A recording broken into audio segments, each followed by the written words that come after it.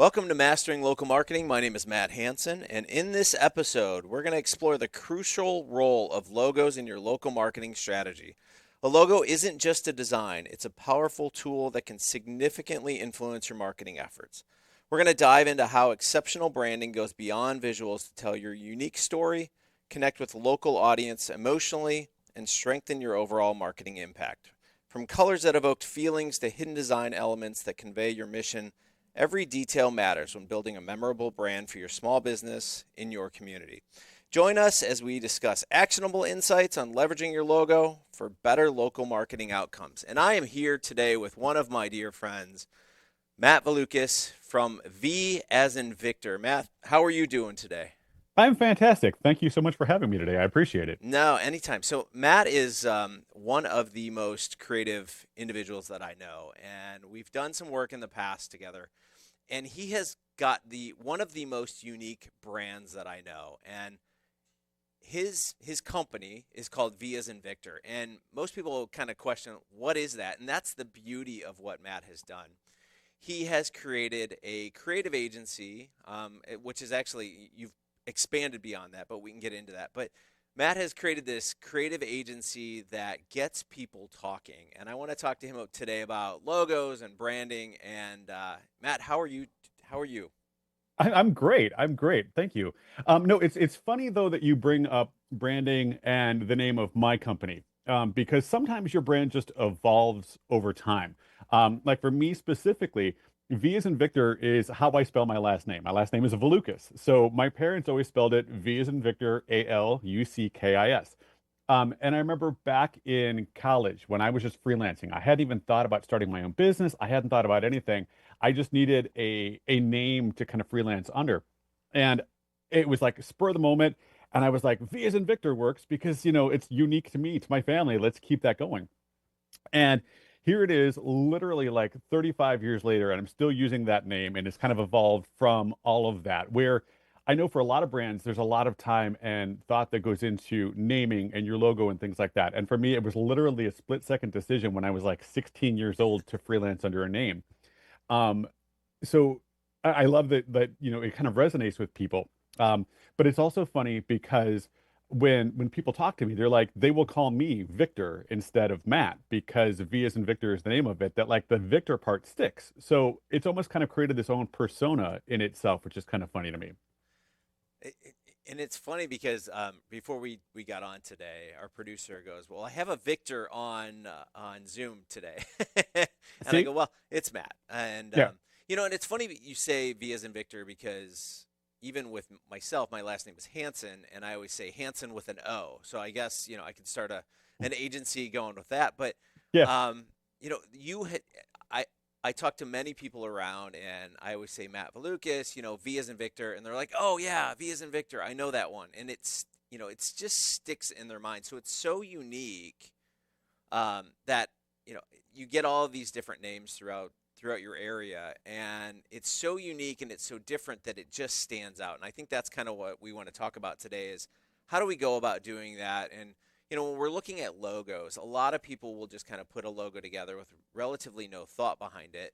And I know I've sat with you, I know we've had conversations about clients and things like that. So can you kind of walk us through what that path is? What do you when you sit down with somebody and you first have these conversations in regard to a logo or branding, where do you take them? Like walk us through that process. I I have a process that I've kind of put together over the last couple of decades, and I call it my 20 questions. And for me, when it comes down to your logo, your look, your brand, it's very subjective. And when you are starting your own business, you are very, very close to it. It's an emotional thing. It's almost like your child at a certain point. Um, and to get into that mindset can be difficult. So what I have found is by using our 20 questions, it, they're in there. There are 10 left brain questions and there's 10 right brain questions. And some of those left brain questions are research portions of it. Do you have a mission statement? Do you have a vision statement? What can we pull from those particular things? Some of the questions are, what's your elevator pitch? Because what you're saying to somebody in the simplest of terms makes the most sense. For me, it's conversational and it's about connecting with people. And how do we get people to to buy into your brand, to understand it the way that you do. Because ultimately, as the business owner, as the decision maker, you want on your staff 20 clones of you who can do what you do, who understand it the way that you understand it, and can take that brand and put it forward. So it's asking those questions to get inside your head as an owner to understand what it is that you want people to understand. So some of those questions are, we talked about your elevator pitch, but if you have to kind of take your business down to one word, what is that word? And what's interesting about when we ask these questions is the elevator pitch is very informative. It's what you want people to know about what you do. But when we ask people to define their business in one word, it's usually an action verb or it's an adjective. And usually one of those two words has nothing to do with the sentence or the elevator pitch that they've given us. But it's great because it gives us now an emotion and an action kind of take forward with the brand of what they want to do with that. And then one of the things that we love to do with our clients is talk to them about their competition. Do they have any? What do they like about what they do? Like, what do they feel like that competition is hitting the market really, really well in this? Or their tagline is fantastic, or their color scheme. One of the examples I use all the time is Target versus Walmart. Target and Walmart are essentially the same store. They're selling the same products at the same price point. But when you walk into those stores, they're very different feels. Walmart has a big box feel. There's a lot of fluorescent lights and high ceilings. Target, you walk in and it's warm reds and warm browns and it's lower ceilings and the lighting is a little bit warmer in there. It feels more like a department store. So what we're able to do with these 20 questions is kind of dive into how you want the market to see your business and then take your brand and your logo to start the creation of that from ground zero. It's interesting that you say the comparison, right? So looking at your competition. Um, Again, I was working on a logo for something that I'm doing last week, and the first thing that I did was I went out and found the competition and I put them all on a single page so I could look at them, right? And I wanted to understand fonts and colors and what they were trying to get across. And the way that I look at it is literally I need something that's going to break the mold. So, Mhm. whether it is a logo, whether it's the cover art for this podcast, which we've done as well, we recently changed it, and it was literally comparing it against other podcasts. But I think that stems. We had done a campaign years ago in the juice aisle, and basically we were looking at the juice aisle, and everything looks the exact same, right? It's bright colors, it's multicolors. There's nothing that really stands out versus the other one, and we were realizing that you need to break out of that. If it's multicolor and it's bright, you need one static color that kind of stands out, or one bold color that is big instead of kind of all these little smaller colors all mixed in. So, from your perspective, obviously you're comparing it to other competitors. I mean, you've got a variety of things to look at. You've got typography, you've got color. I mean, how do you approach that? Is there something when it comes to the typography, the fonts that you really enjoy? You feel that there's certain things that people should look at. I don't want to bring up the Comic Sans, right? It's an old joke that's been used way too much. But, is there something that you would recommend to our listeners to kind of stay away from, or kind of, a certain font style that you believe they should pay attention to, or trends that are going on today? That's kind of a loaded question because it really depends on the client and the product or service that they're providing. Um, One of the things that, again, going back to my 20 questions that I really, really love about it is that one of the last questions that I will ask is what well-known personality or celebrity would use your product?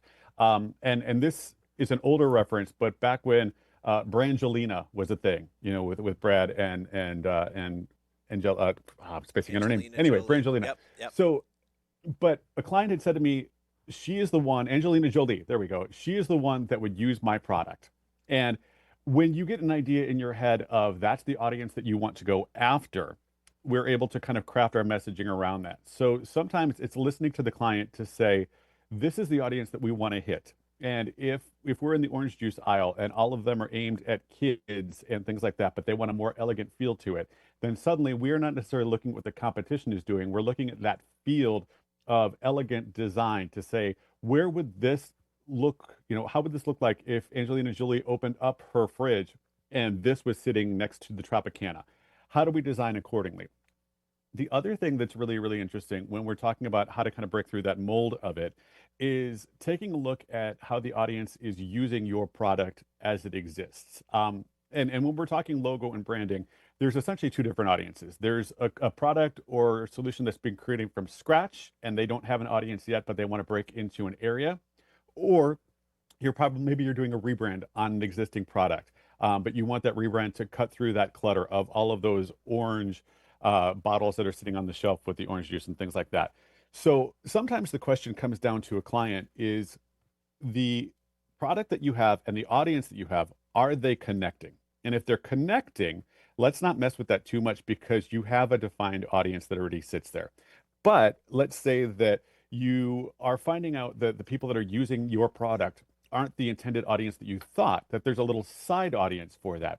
Let's take a look at that audience and where they exist and then shift the design to meet them where they are. So it's kind of a bigger question than, looking at fonts and colors and things like that, because it's more about knowing the audience that you want to hit, and making sure that you are focusing on what breaks through to them. Now, there are cases where the audience that you want to hit already exists. So you're Tropicana and you want to exist in that world. You want to hit the families, you want to hit the, weekend breakfast crowd. Um, when you're looking at something like that, when it comes to design, again, it's so interesting because it is subjective. And there are people that love focus groups and there are people that hate focus groups because sometimes the focus group can reinforce, the look of what you're going for. Sometimes it can completely distract and completely pull it apart, and where you thought you were going isn't where you should be. But I think the wonderful thing about that is that there's always nuggets that you can kind of pull when you're showcasing a design and kind of taking it out in front of people. But I think that the biggest mistake a lot of clients make is that they already have an idea in their head of what they want. And I think letting go of that idea to know that you are bringing in an expert for a field that they're really, really good at is important. But sometimes, and I'm sure you've had this several times, where you design something and a client is so kind of hell bent on it. They've already got an idea in their mind of what they want to do with that, that they're unwilling to let go of that. So it's not always just the design aspect of it. Sometimes it's the education portion of it to gaining their trust to know that you want to break through the clutter and the idea that you have in your mind sits right in the middle of that clutter. We need to kind of break out. So there's an education and hand holding that comes with that too, that's beyond logos and colors and things like that, but they do work hand in hand. Yeah, that totally makes sense. Again, lots of people come in with these ideas of where they want to see things going, and I always say, you know, there are experts out there for a reason. Listen to them. Don't be closed off. And we've had clients through the years that don't want to listen and whatever, and I get it. You mentioned though that earlier we were talking about the difference between Target and Walmart, and I was listening to a podcast earlier this week, and they were talking to the guy that helped launch Method and Ollie. And Method, the way that they were discussing it was he walks through Target or he walks through Walmart and he starts to understand what's going on in the aisle. And what he says is basically, especially with Method, it was more that it was you use, soap, and 9 times out of 10 it's just sitting there on your counter. You're not really using it.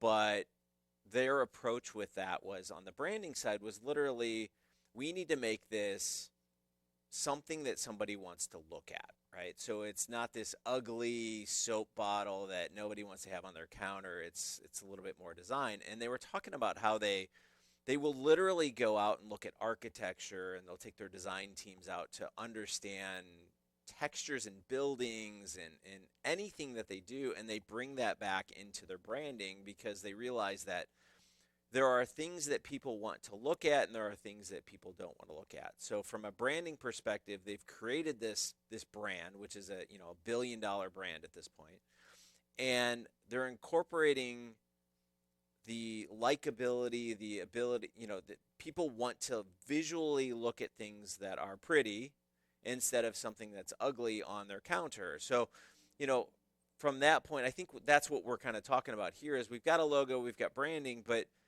where does it need to fit into the lifestyle of your consumer? And there are a variety of consumers. I mean, there's people that are just looking for soap, and then there are people that are looking for a really elaborate bottle, a really elaborate kind of brand that speaks to who they are.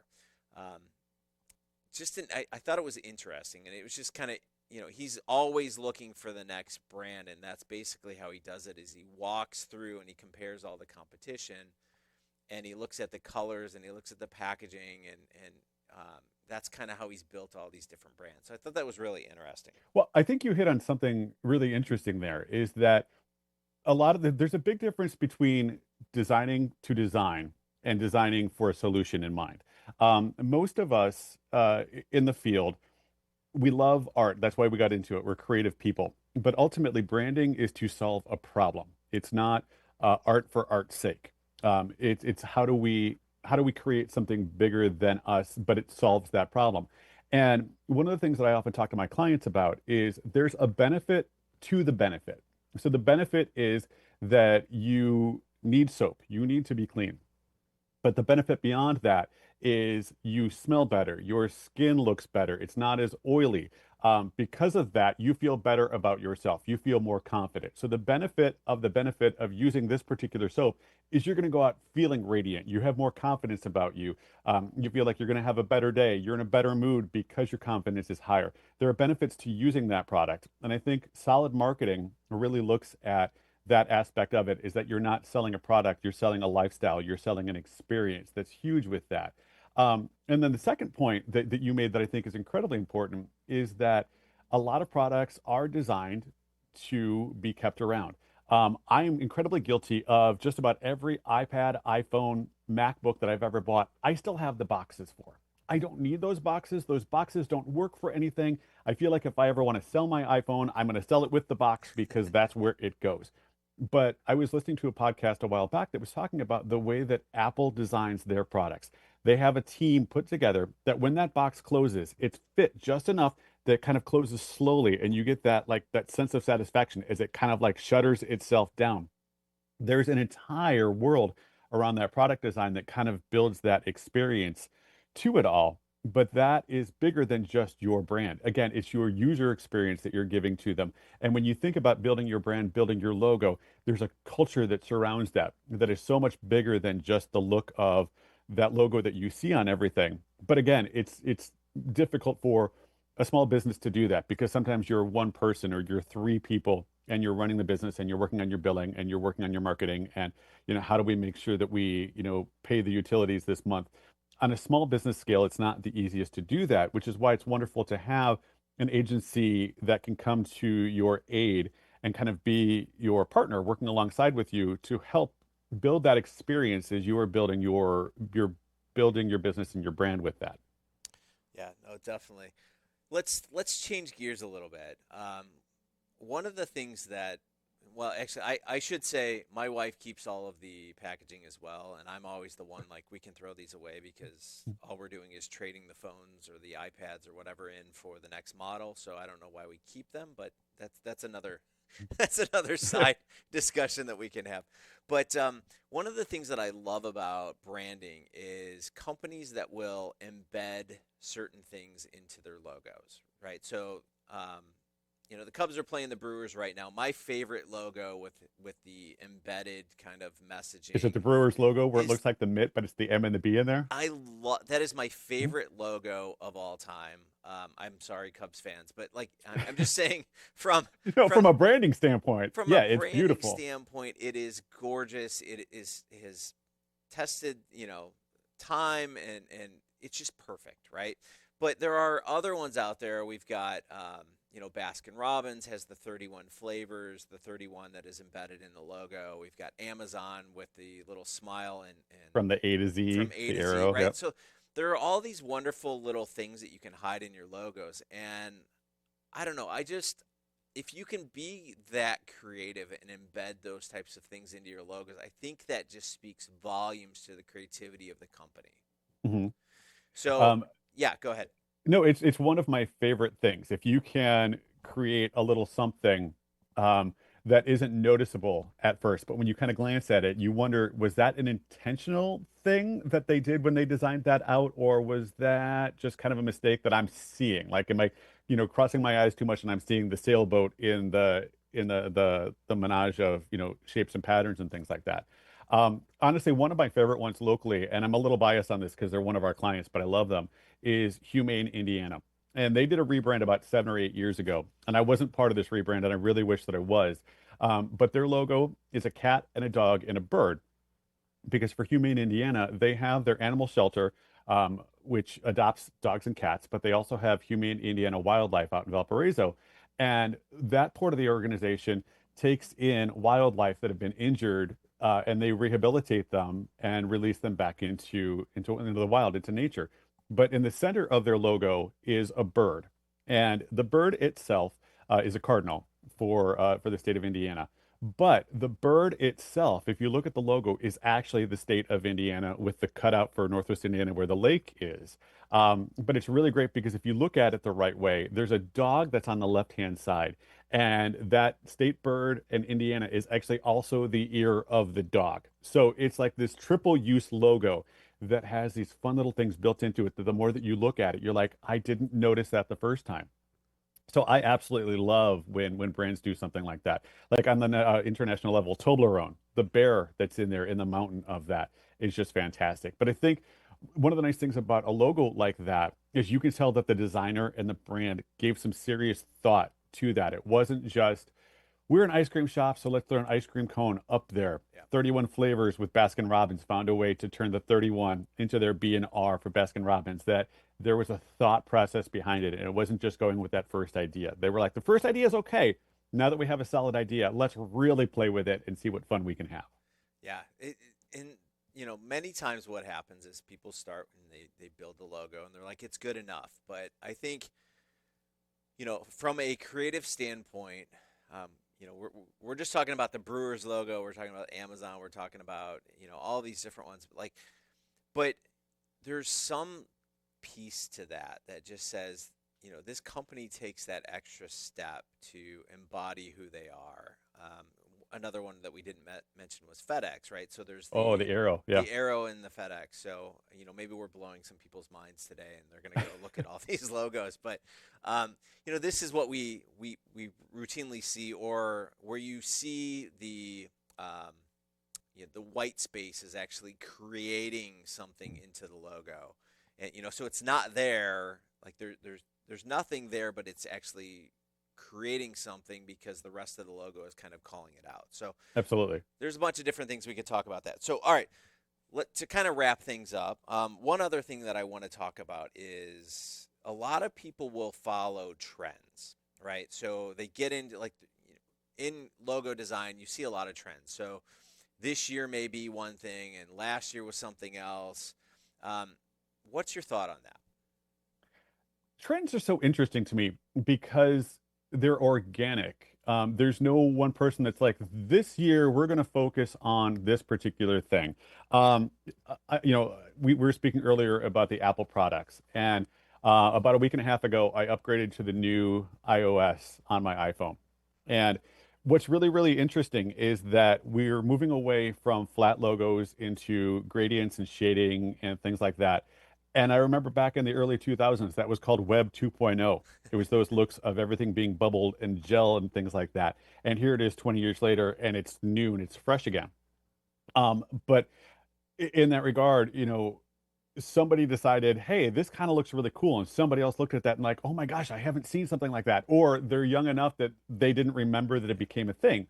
Or conversely, somebody looked at something old and they're like, this is really cool. I can take what this is and I can snowball it and make it newer with what we've been doing lately. But trends to me are, I do keep an eye on them. I do. But the thing about a trend is that because it's a trend, if it leaves, if it's trendy for 6 months and you're basing your entire design on that trend, it's great for a campaign Hmm. because your campaign can change every 6 months, every 2 years, whenever you want it to. I'm a big fan of trends, but using them in a way that is not something that's going to be completely permanent. When you're talking about your overall brand look, your fonts, your colors, I like to look beyond the next 2 or 3 years. This is still something that ideally is going to look good in 10 years or so. And most companies these days kind of rebrand around then every 10 or 15 years, it seems. But really, as much as I love trends, I tend to focus on them more for campaigns, something that runs for 6, 8, 12, 18 months, and then we can kind of shift because you need to be mindful of, because that trend will change, what's your audience paying attention to? You don't want to be locked into something that looks really good right now, but 2 years down the line, you're like, ooh, that's really cringeworthy. We shouldn't have gone that route. Agree 100%, right? So, all right. So this is Matt Valuckis. Where can they find you? Where can they find V as in Victor? You can find at vasinvictor.com. So that'd be vasinvictor.com. We're also on Facebook. You can also hit me up at Matt, METT, at vasinvictor.com. So I can attest Matt is a fabulous designer. I've seen tons of work. I have sung his praises for years. So if you're looking for a logo, you're looking for some help, give Matt a call. All right, that is the episode of today. Matt, I want to say thank you again for being with us. Always a pleasure. And until next time, we will see you guys later.